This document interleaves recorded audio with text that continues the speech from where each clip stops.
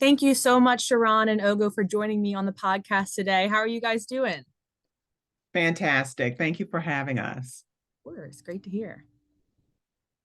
Well, the first things first, I want our listeners to get to know a little bit more about you guys. So if you could kind of share a little bit about your background and what you guys are doing respectively with Health LeadHER and the Black Door Society. Do you want me to start, Ogo, or you want to go? I'll start. So, Black Door Society, I founded it in 2021 after coming out of COVID and almost not surviving COVID. But we are what we call the Good Old Black Girl Network, where we connect high profile women of color to opportunities, high net worth and high network opportunities that will allow them to scale their businesses. And we unapologetically share connections, information, help each other get contracts, jobs.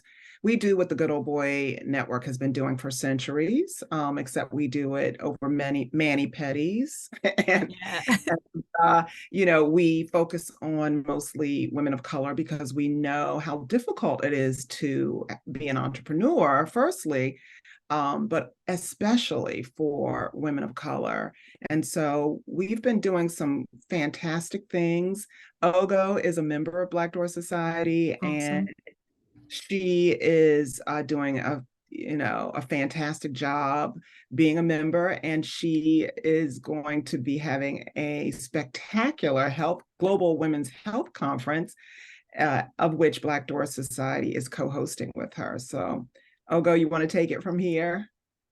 Yeah, thank you so much, Megan. Of course. So what inspired Health Lead Her? Health Lead Her is, I tell everyone, we are a health equity innovation accelerator. Mhm. Big mouthful, but all it means is that our goal is to empower those who look like the communities that have the highest health disparities, empower them to be the solutionists and transformationists that can uplift health outcomes in their community while building wealth. And because health in the industry of health and caring for others over indexes women, and Mhm. especially women of color, and we want to be able to empower them to access the amount of wealth available in the health industry.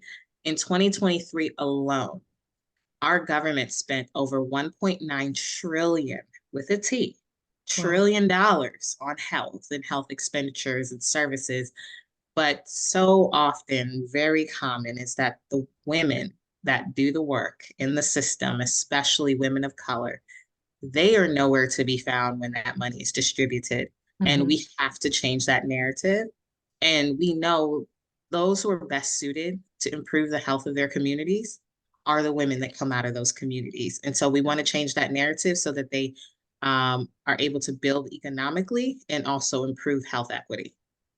And I just want to follow up on that piece there because I think, sometimes I guess people kind of start to think that, if you have these kind of sort of, social enterprise or goals like this and improving people's health and things, that maybe the money's not going to come along with it. You kind of have to struggle to, start your business or start your organization. But can you maybe either of you comment kind of on how it shouldn't be that way and it doesn't have to be that way, that you have to sacrifice kind of making a living for yourself so that you can have economic security and still be able to help others with your businesses and things like that. Yeah, I think that's a really great point. People do think that if they go into the health arena that they're going to struggle, and a lot of women do struggle. It's a lot of hard work, and I think Ogo's probably going to talk to you about why she started Health Lead Her and why she's the brainchild and the curator of this huge conference. Mhm. And the great thing about this conference is that women in these spaces can actually go there and have access to government health contracts, establish strategic partnerships, build wealth in alignment with the government's critical priorities for community health and wealth building. They can do all of this and definitely scale their businesses and not have to struggle so much. That's why this conference is super important, but Mhm. it's also the first conference of its kind. And I'll let Ogo continue with that. Oh, Absolutely. thank you, Sharrarne. Fabulous introduction. So to answer your question really quick, and then I'll go into the conference, that is exactly why I started this company. Mhm. When I first got into business in general, I was doing workforce development for health professionals. I was struggling. I could Mhm. not find business. I could not find clients. And then I, by the grace of God, found government contracting. And I started to realize that the biggest problem is awareness and understanding. There is a huge education gap. The Mhm. opportunities are right in front of us, right in front of, but we don't know where it is or how to access it. And so I said, I've got to bring the women together because there's so many of us struggling. Yeah. We come together and we talk about how we struggle. Mhm. And I told myself this has to change. And that's why we're doing this conference. It is the only conference, and I am not shy to say we are the only conference where every participant walks away with a contracting opportunity. Mhm. Yes, we love to come together. We love to talk. We love to meet new people. But most conferences after that, you're still like, what do I do next? But Yeah. with our conference, not only do you have the contracting opportunities clear as day in front of you, you know who you need. Those partners are in the room. So we are literally setting these women up to have a successful 2024. Amazing. And I want to circle back a little bit on something you mentioned before, especially with these procurement dollars and deals and things that people, are receiving and can receive from coming to your conference and things like that. But just kind of the importance of ensuring that multicultural women are receiving these dollars in terms of their unique ability to create better health outcomes for the women and the people from their community, from their ethnicity and things like that. Can you kind of comment on just that important kind of conscious healthcare solutions? Yeah. So when we think about health equity, we have to talk about, cultural appropriateness, cultural Mhm. sensitivity, understanding of who you are looking to serve and how to serve them in a way that they are able to receive. And I think our government has made it very clear that that is how we improve the quality of care for patients across multiple cultures, ethnic groups, genders, in order to have quality care. I need care that truly reflects who I am, Mhm. my identity, my values. But who better to do that than the women who are serving their communities in that current capacity? They're just not being paid the trillions of dollars that's available to do it. A lot of the women who come to our conferences and engage with our program, these are nurses, doctors, nursing assistants, allied health professionals, public health professionals, community health workers. They are in the field doing the work. They Mhm. know the community. They know what the community needs. Now we need to bridge that, their understanding of the community with the dollars that are available to continue to support their communities. And I think another thing too, what this conference will do is help these women to understand how these government contracts and partnerships work. Mhm. Normally, when you go to conferences, you do all of the networking and exchange phone numbers, and usually those business cards collect dust. But I Mhm. think this health conference will have multicultural business owners, mostly women in health and community, who have an impact on their health and community. And they're going to come together, they're going to network, they're going to share tools and resources and strategies, and mostly be given the information, the key to understanding how these government contracts and partnerships work. And then also be partnered with people who are there that have access to these contracts, who are giving out these contracts, explaining, okay, this is what you need to do, this is how you need to do it.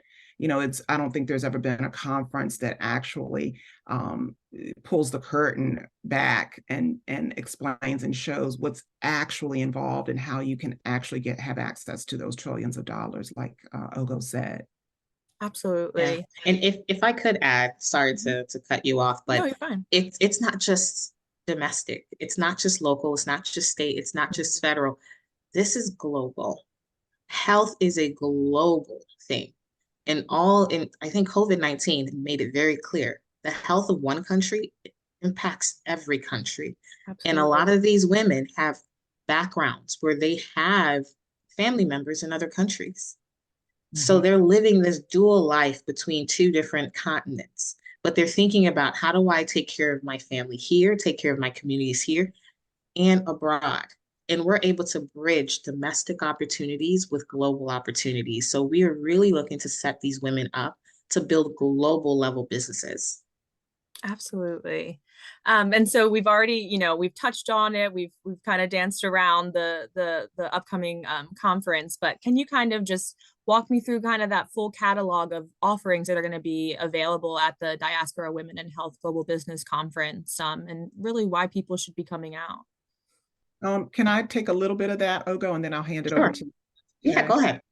So it's really important that women know that this conference is serious and that we take them seriously. So many times women of color are not taken seriously, and we understand what the bottom line is. And the bottom line means scaling their businesses, giving them access to opportunities that will allow them to grow their legacy and their wealth for their families. So we're going to have keynote speakers with proven success.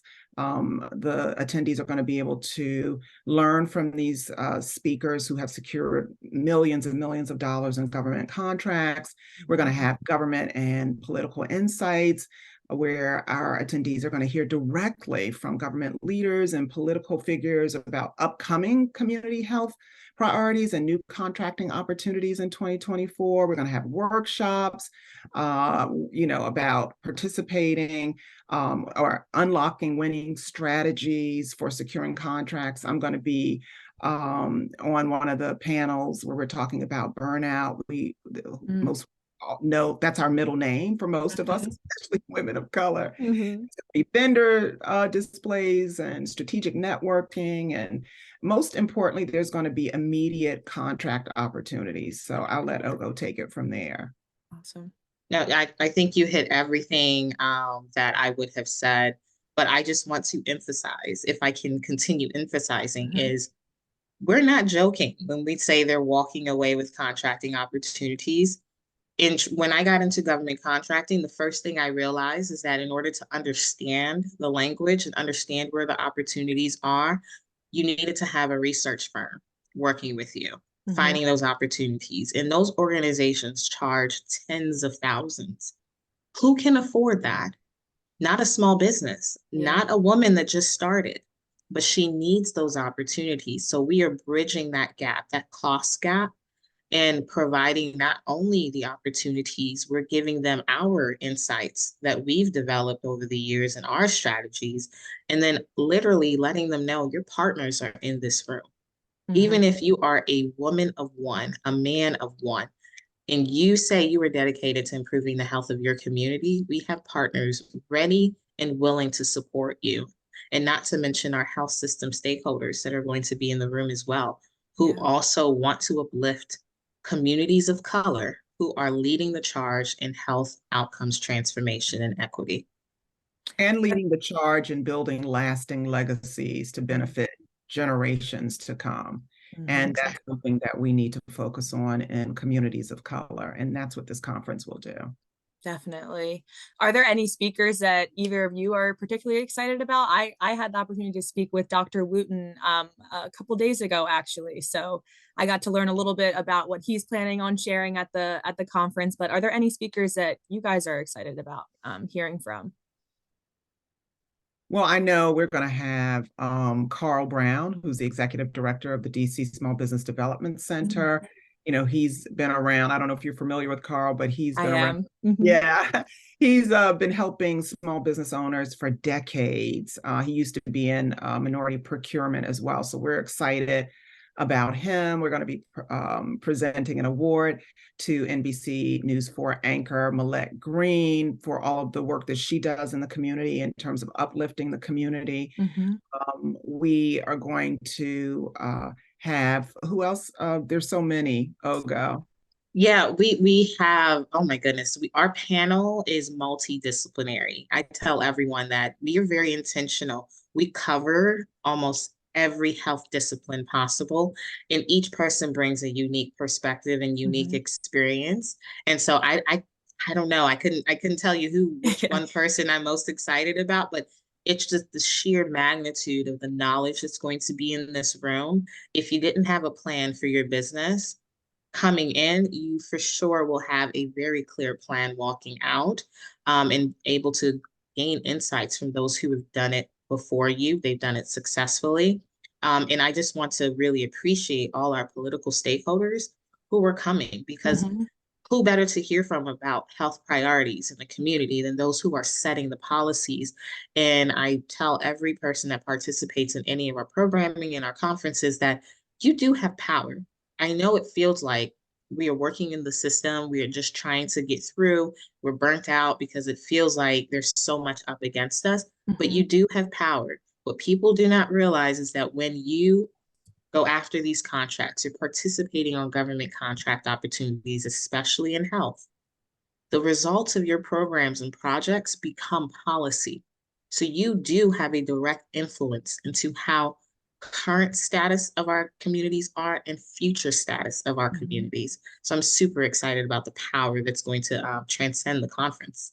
Absolutely. Speaking of political stakeholders, I don't want to be remiss in mentioning that we're going to have Aisha Braveboy, who is the Prince George's County State's Attorney, who will be present. We're also going to have Walla Blagay.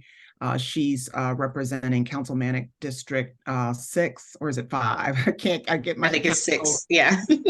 mixed up. She's really interested in being a part of this conference because her background is in health. We're going to have representatives from the Prince George's County Economic Development Corporation that will be there speaking. We're going to have our partner, Betty Hines from Women Elevating Women. She's going to be there speaking as well. She has an organization like Black Door Society where she's all about empowering women business owners. We have quite a few fantastic people who are going to, we like to say, lift as they climb, and just push along all of the women who are hoping to be where they are and to, get access to these health contracts that will change their lives. Yeah. And I also, if I could add, the Maryland Comptroller's Office, Laura Gutierrez will also be participating. So I've been so surprised and elated, Sharrarne and Megan, about how much the government wants to empower us. Yeah. But it's for us to take that step forward and maximize these opportunities. And as we've been talking to individuals, the support has been like unending. And I'm so happy about that. And I just want to say thank you to all of those who are supporting us through this initiative. That really is wonderful. Just the sheer presence of government officials and things that will be there and just showing their interest, being willing to lend an ear and really hear people out. Can you tell listeners how can they register and when is the conference happening, just so they can make sure they secure their spot? Oh, of course, of course. If they want to register and find out more about our conference, our website is mwih.com, multiculturalwomeninhealth.com. If you want to spell it out, it will also redirect you to the main website as well, mwih.com. On there, you will find information on the conference, background of the conference, all the ticketing options, and all the different workshops and activities that will be involved. I tell everyone you want to grab your seat immediately because tickets are going fast. They are going fast. So please grab your tickets. And we also have our support staff ready and available to help you. If you send us an email at supports@healthleadher.com, we can, of course, assist anyone that's having any difficulties registering. And go ahead. I was going to say the conference is from February 22nd to the 24th. The main day is February 23rd. For those who will opt for just general admission. But if you would want to participate in all 3 days, they can also select for VIP as well.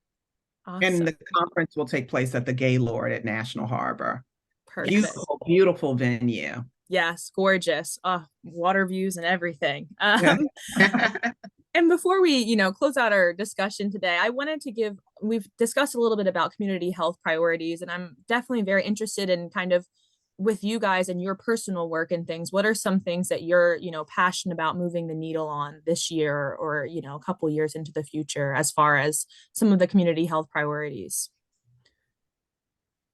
I can start. For me, one of the biggest priorities that I'm really looking at pushing the needle forward is maternal health. Mm-hmm. I started this business before I had my last daughter, but my um, experience with her has really just put my passion into overdrive, Mm-hmm. similar to Sharron's story. I There was a potential I would not be here right now. Well, Mm-hmm. actually, there it could have gone sideways very, very quickly.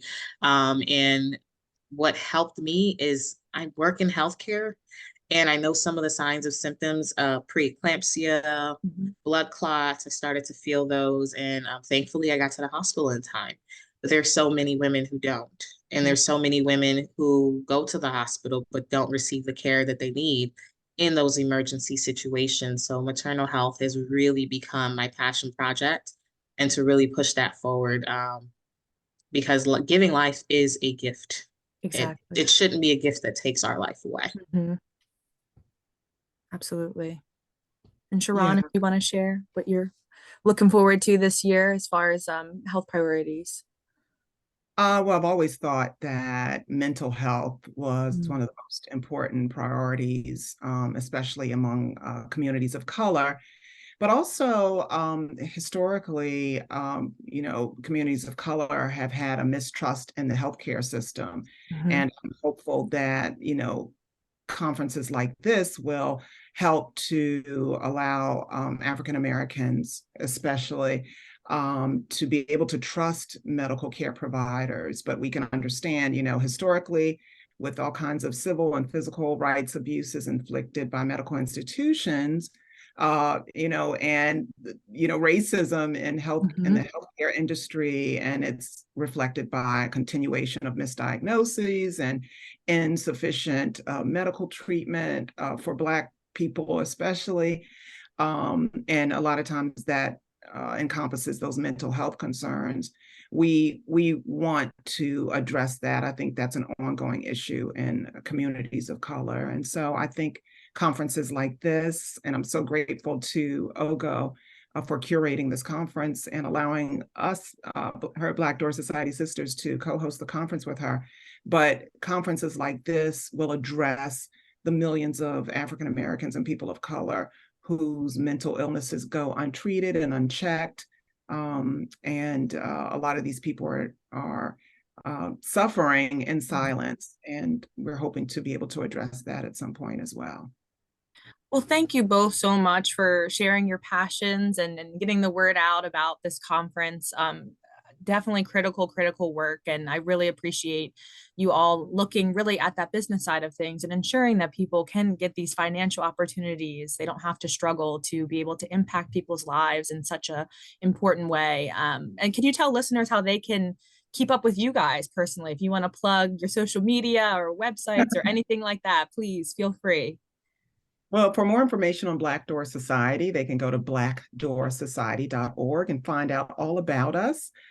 We are an invitational only organization, but we certainly believe in bringing in women who want to help and empower other women. So that's blackdoorsociety.org, or they can find out more information about me. I'm a SiriusXM radio host as well at sharrannemorton.com.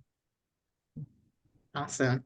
And also, you can find out more about Health LeadHER as an organization, all the different programs we offer at healthleadher.com. You can follow us both on Instagram, Facebook, and LinkedIn at Health LeadHER. And you can also reach out to me directly. I am on Instagram and LinkedIn at Coach Ogo or Ogo Ekwueme. Awesome. Well, thank you both so much again for your time today. Thank you for having us. We Thank appreciate it. you. Oh, thank you.